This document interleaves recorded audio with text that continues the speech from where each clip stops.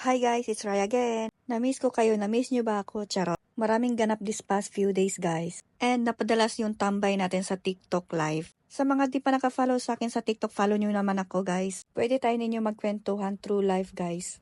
Nga pala, today's video, magluluto tayo ng afritada using Mamacitas. An hour to go, pauwi na si Cha, kaya nagre-ready tayo ng aming hapunan. Yung Mamacitas mix pala is nabili lang namin sa Don Quijote. Walang carrots and bell pepper yung afritada natin ngayon guys kasi tinatamad akong lumabas mag-isa. Plus, ang init pa sa labas guys. Sinunod ko lang yung nakasulat sa pakete guys, yung pagluto ng afritada. Actually, wala akong idea paano lutuin yan. So, please bear with us, charot.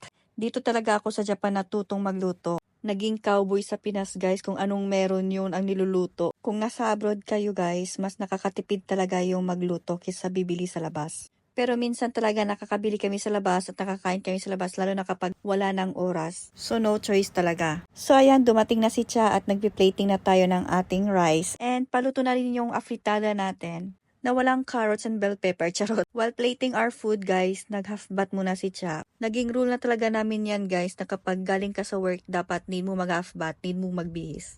Nakasanayan simula nung nagka-coronavirus. Ayan na yung ating afritadang manok na walang bell pepper and carrots. Syempre, sobrang dry naman kung yan lang, so we decided na mag-miso shiro din. Alam nyo ba guys, miso shiro is good for hydration and good for sleep. Kaya di yan nawawala sa mga hapag ng mga hapon. Nga pala guys, dito sa Japan, meron kang nabibiling mga frozen sliced mango. Inilalagyan namin yan ng condensed yan. Ang heaven guys. At kakain naman guys, so far nasarapan naman si Cha sa ating afritada. Thank you for watching guys, until our next vlog. Bye!